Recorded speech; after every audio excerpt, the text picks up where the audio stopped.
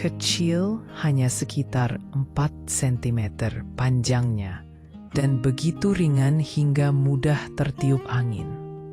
Namun setiap tahun, diperkirakan 400 miliar batang korek api diproduksi dari balok kayu setebal pelukan tangan. Ditebang dari hutan-hutan beriklim sedang di seluruh dunia. Dari lembaran venir setebal 1 mm, mesin memotong ratusan ribu batang setiap jamnya. Serpihan kayu rapuh itu kemudian melalui rangkaian proses panjang yang pada akhirnya menghasilkan nyala kecil yang digunakan dalam kehidupan sehari-hari maupun industri. Namun sedikit orang menyadari bahwa di balik percikan yang hanya terlihat setengah detik, ada industri global yang pernah memiliki lebih dari 600 pabrik yang beroperasi. Hari ini kita mengikuti perjalanan yang mengubah balok kayu sepanjang 1 meter menjadi momen ketika kepala korek menyala. Mengungkap bahwa di balik titik cahaya kecil itu terdapat dunia rekayasa presisi yang bekerja tanpa suara. Kisah korek api berakar ribuan tahun, lahir dari keinginan manusia untuk menciptakan api dengan lebih cepat dan lebih aman. Proses pertama dimulai di hutan, tempat hanya pohon berumur 20 hingga 30 tahun. Batang lurus dan hampir tanpa cacat yang dipilih untuk ditebang. Inilah karakter ideal untuk menghasilkan batang korek yang kuat dan seragam dalam produksi massal. Pemilihan bergantung pada usia, kualitas serat, serta struktur kayu yang stabil dan cukup lentur untuk melalui berbagai tahapan selanjutnya. Di lereng-lereng hutan, tim penebang bergerak menuju pohon yang sudah ditandai berdasarkan usia, kelurusan, dan kualitas serat. Gergaji mesin industri dipasang kuat pada batang kayu, beroperasi dengan getaran rendah agar potongannya halus dan tidak menimbulkan retakan tersembunyi. Balok-balok kayu ini dimuat pada kendaraan khusus dengan penjepit agar tidak terguling atau terbentur selama transportasi. Sepanjang perjalanan, kelembapan dan suhu dipantau untuk mencegah kayu retak atau melengkung. Ketika keluar dari hutan, kayu masih menyimpan kelembapan alami di seratnya. Jika dibiarkan mengering terlalu cepat saat ditumpuk di pabrik, kayu bisa retak dan kehilangan elastisitasnya. Karena itu, area penimbunan berfungsi sebagai tempat penyimpanan sekaligus area stabilisasi.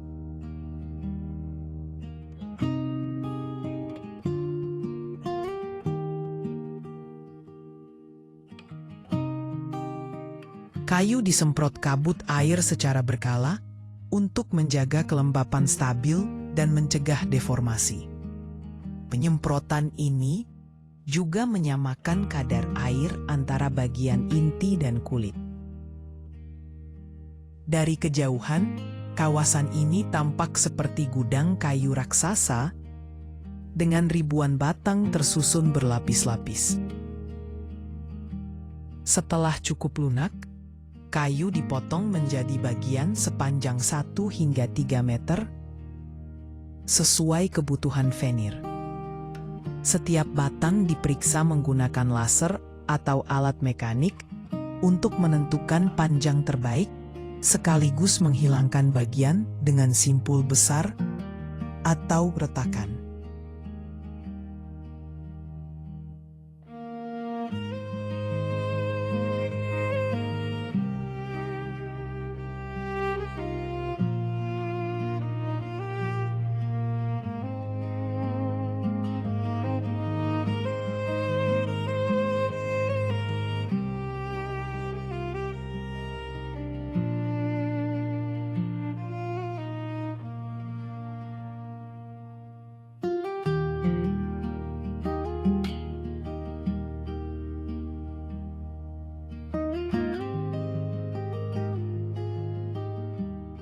Setelah kedua ujung dipotong rata dan tegak lurus, batang siap masuk ke mesin pembentuk silinder.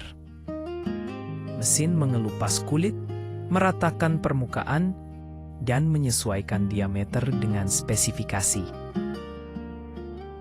Kayu berbentuk silinder kemudian masuk ke mesin pengupas venir. Pisau berputar mengupas kayu menjadi lembaran tipis setebal 1 hingga 2 mm secara kontinu. Kecepatan dan ketajaman pisau yang terjaga memastikan ketebalan seragam.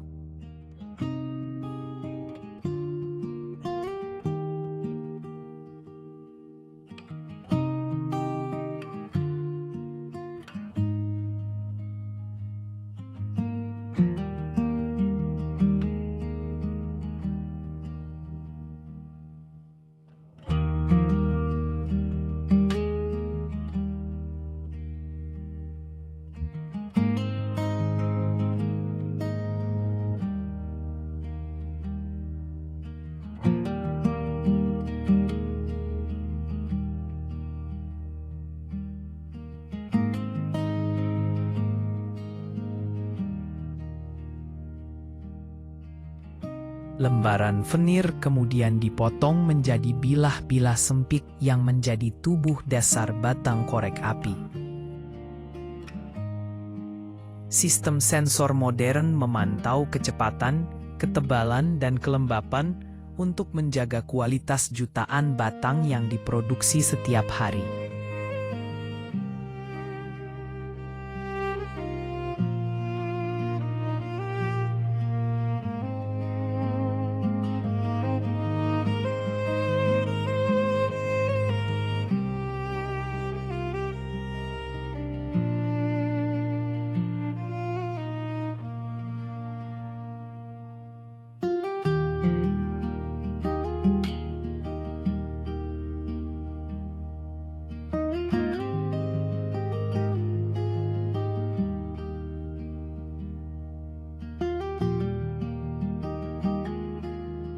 Bilah yang baru dipotong masih lembab dan rentan melengkung.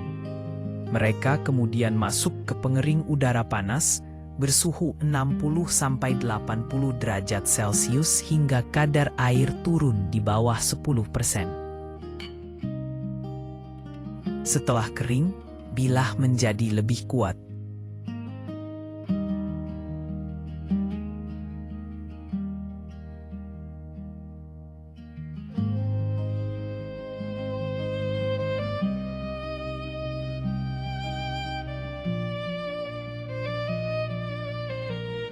Untuk menambah kekuatan dan memperpanjang waktu bakar, setiap batang dicelup ke parafin, lapisan lilin yang mudah menyala namun stabil.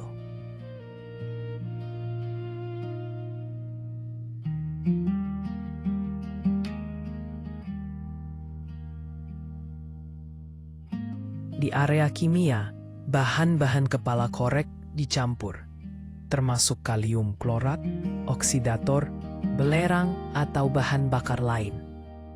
Serbuk kaca, penambah gesekan, perekat berbasis air, pigmen warna sesuai kebutuhan. Semua dicampur dalam tangki tertutup dengan kecepatan rendah agar tekstur tetap lembut tanpa gelembung udara. Sensor memantau viskositas, suhu, dan konsistensi.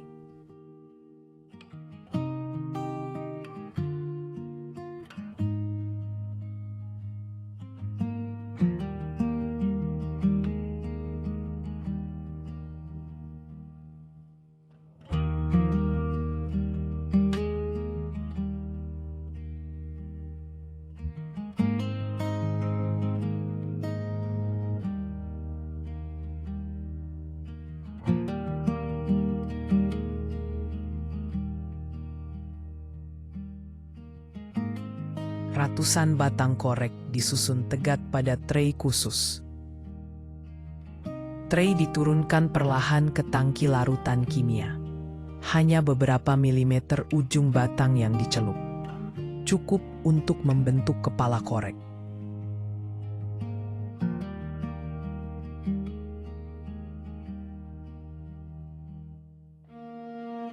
Waktu pencelupan sangat presisi, hanya beberapa detik.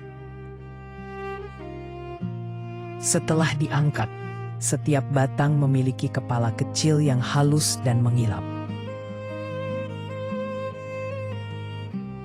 Kepala korek yang basah dikeringkan di dalam ruang berventilasi menggunakan rak putar lambat.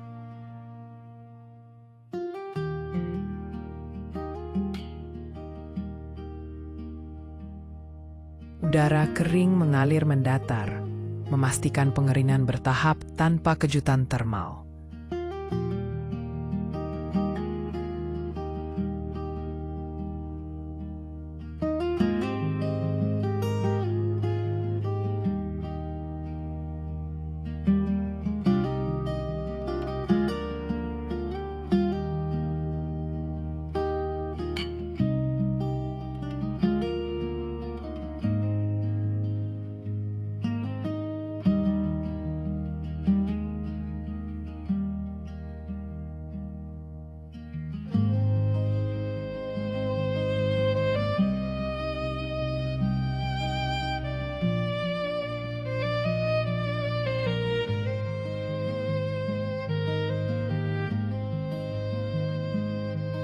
Setelah kering, pekerja terampil memeriksa setiap baris batang.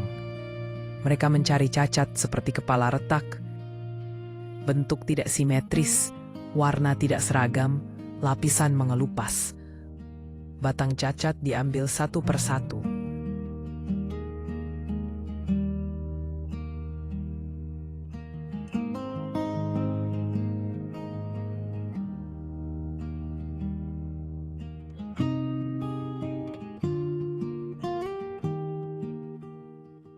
Sementara batang korek dibuat, jalur produksi lain membuat kotak korek.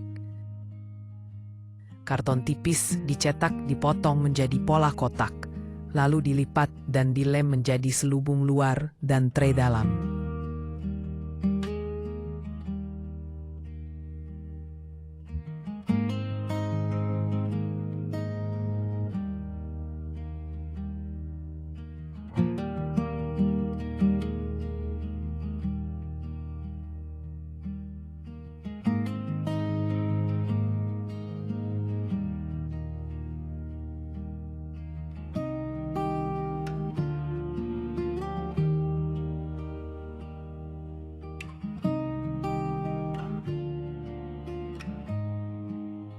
Kedua bagian ini dirakit dalam kecepatan tinggi.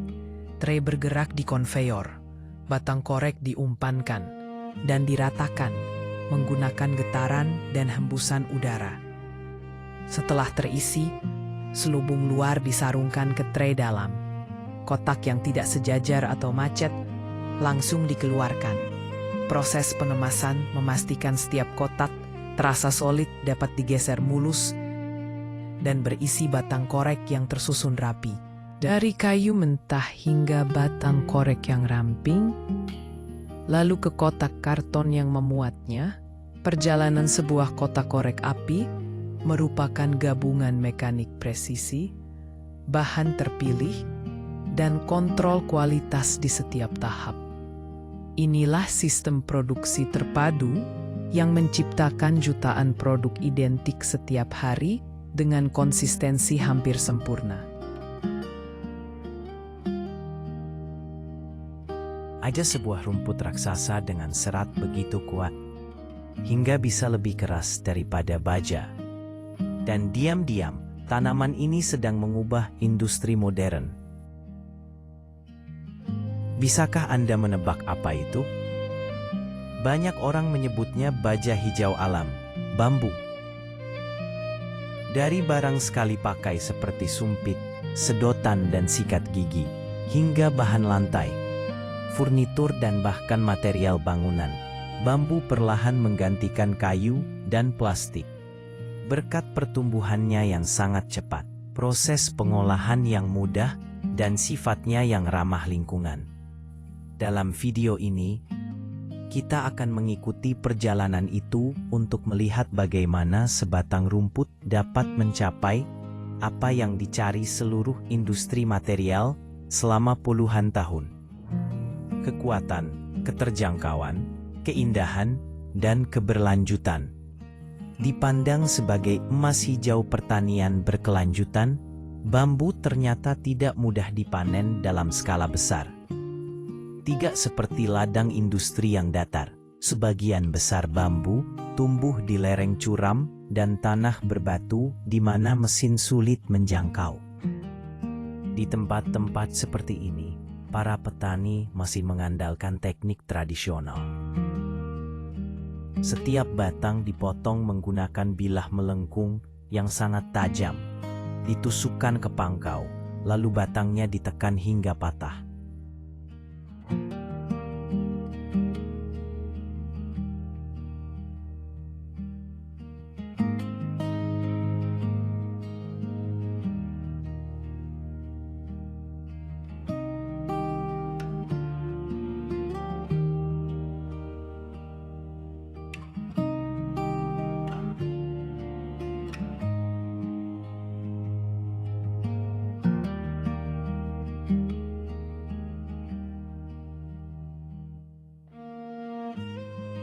Dari hutan bambu, hasil panen dibawa ke stasiun penyortiran, tempat perjalanan industrinya benar-benar dimulai. Pekerja terlatih dapat mendeteksi detail halus seperti retakan kecil, ruas yang tidak normal, atau tanda-tanda jamur yang tidak terdeteksi mesin. Satu keputusan yang salah bisa membuat satu batch ditolak. Menariknya, banyak pabrik kini mengikuti standar inspeksi yang diperkenalkan oleh mitra impor dari Amerika Serikat, terutama untuk sedotan dan produk dapur. Sebelum bambu bisa diproses, ada tahap penting yang jarang terlihat. Batang bambu dipanaskan di atas api terbuka atau tungku uap untuk mengeluarkan minyak alami, membunuh jamur, dan memperkuat seratnya. Setelah itu, bambu direndam dalam air bersih atau larutan garam mineral selama beberapa hari. Rendaman ini menghilangkan gula alami yang bisa menarik serangga, serta membuat batang lebih tahan lama. Produk sederhana ini membutuhkan ketepatan tinggi. Mesin pemotong khusus bekerja layaknya pisau bedah industri. Batang bambu masuk melalui konveyor, dijepit, dan dipotong oleh deretan pisau berputar cepat menjadi potongan seragam hingga milimeter. Beberapa pabrik menggunakan sensor ketahanan yang otomatis menyesuaikan ritme pemotongan saat pisau bertemu ruas keras bambu. Di pabrik, bambu dipotong menggunakan mesin khusus yang mampu membelahnya menjadi beberapa bagian sekaligus. Batang masuk melalui konveyor, dijepit kuat, lalu deretan pisau berputar memotongnya dalam satu gerakan cepat dan presisi. Serbuk hasil pemotongan dikumpulkan dan diolah kembali menjadi biomasa. Batang bambu berdiameter besar pertama-tama dipotong menjadi bilah panjang seukuran calon sumpit. Setelah itu, bilah-bilah ini masuk ke mesin pemotong kedua yang membaginya menjadi stik kecil dengan ukuran presisi. Dari satu batang bambu besar, ratusan calon sumpit lahir dalam hitungan detik siap masuk ke tahap pengeringan dan penghalusan. Jalon sumpit yang masih kasar masuk ke mesin penghalus otomatis.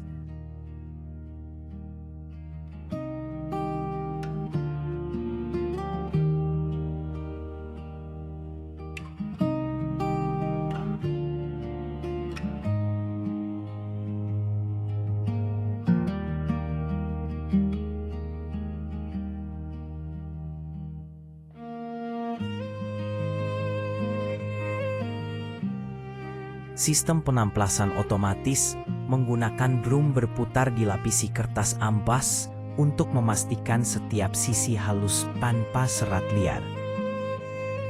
Sumpit masuk ke ruang pengering bersuhu 70 hingga 90 derajat Celcius. Menghilangkan kadar air terakhir tanpa menyebabkan retak. Sensor kelembapan otomatis menghentikan pemanasan saat kondisi ideal tercapai.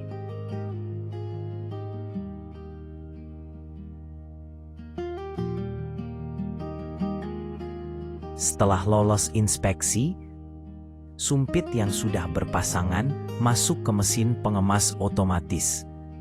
Setiap pasangan dibungkus rapi menggunakan kertas atau film biodegradable. Lalu disegel dan ditata dalam kotak pengiriman. Dalam hitungan menit, ribuan sumpit siap didistribusikan ke pasar. Setelah sumpit selesai diproduksi, jalur berikutnya membawa kita ke proses pembuatan sendok bambu yang membutuhkan ketelitian lebih tinggi dan bentuk yang jauh lebih kompleks. Produk yang bisa dipakai berulang kali membutuhkan tingkat ketelitian lebih tinggi. Mesin CNC diprogram sesuai desain, panjang, ketebalan, lengkungan, dan sudut. Bambu dijepit secara hidraulik, kemudian dipotong dengan pisau paduan berpresisi. Beberapa mesin langsung melakukan pengamplasan kasar setelah pemotongan. Drum pengamplas berlilit amplas industri dan inti karet menyesuaikan tekanan untuk menghasilkan permukaan mulus.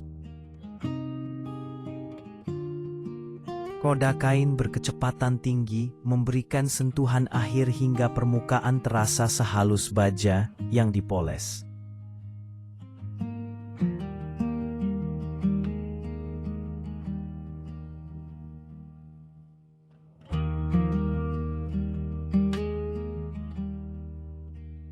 Pada tahap akhir, sendok yang sudah selesai dibuat masuk ke lini pengemasan. Beberapa jenis dikemas per pasang bersama garpu, dibungkus rapi dalam kantong biodegradable.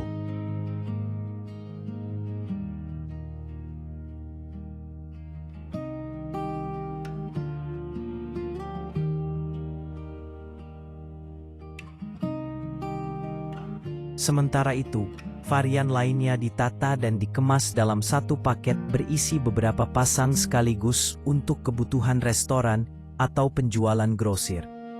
Semua kemasan disegel rapat dan siap dikirim.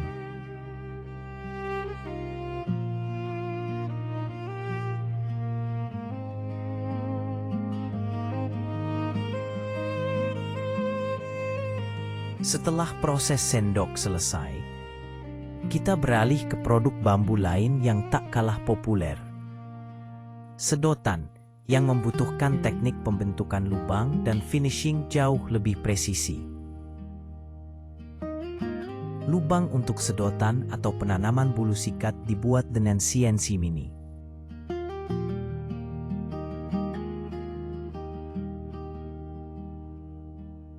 Beberapa langkah seperti penanaman bulu sikat atau pemulatan ujung sedotan masih dilakukan manual oleh pekerja ahli.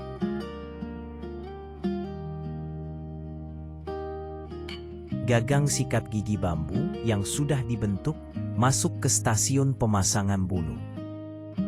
Mesin kecil berpresisi tinggi mengebor lubang-lubang mikro di kepala sikat. Setelah itu, bundel bulu halus dimasukkan satu persatu menggunakan alat penanam khusus yang menarik dan mengunci bulu ke dalam lubang. Beberapa bagian masih dilakukan manual oleh pekerja terampil untuk memastikan setiap bulu tertanam kuat dan merata.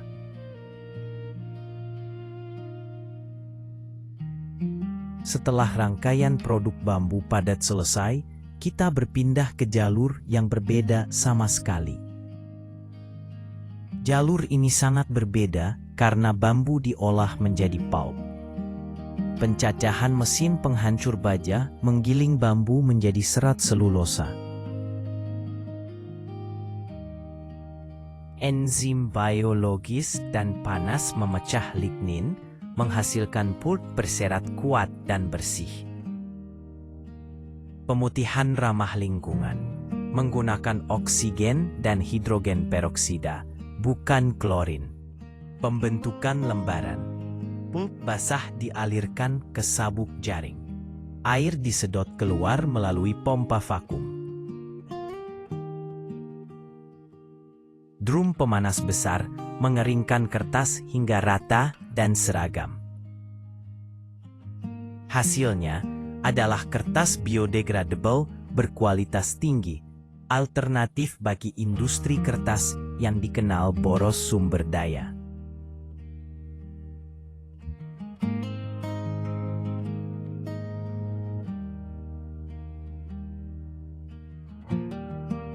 Setelah lembaran kertas dan tisu bambu selesai diproduksi, keduanya masuk ke lini pengemasan otomatis.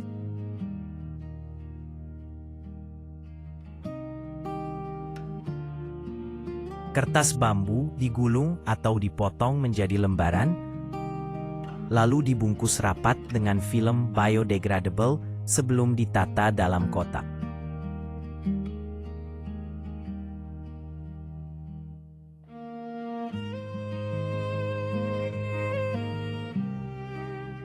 Sementara itu, tisu bambu dilipat berlapis-lapis, dimasukkan ke dalam kemasan lembut yang disegel higienis. Dalam hitungan menit, ribuan produk kertas ramah lingkungan siap dikirim ke pasar.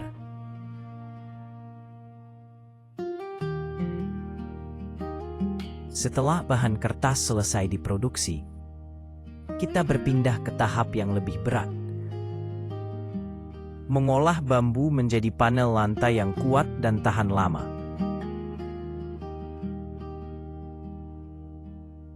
Pada tahap ini, bambu menunjukkan kekuatan sesungguhnya.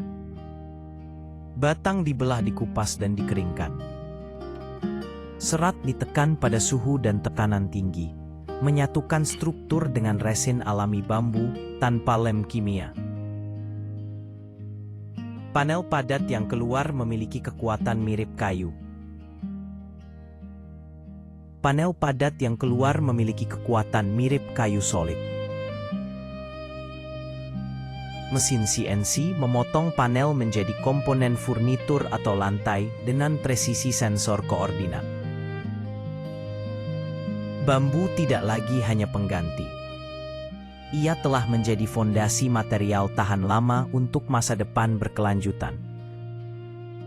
Bambu telah membuktikan bahwa sesuatu yang tampak sederhana bisa beradaptasi dengan kebutuhan produksi modern.